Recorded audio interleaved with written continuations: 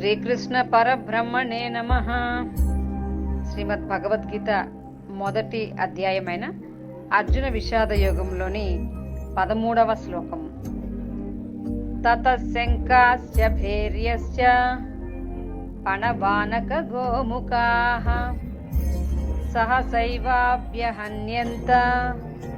సశబ్దస్తుములోభవత్.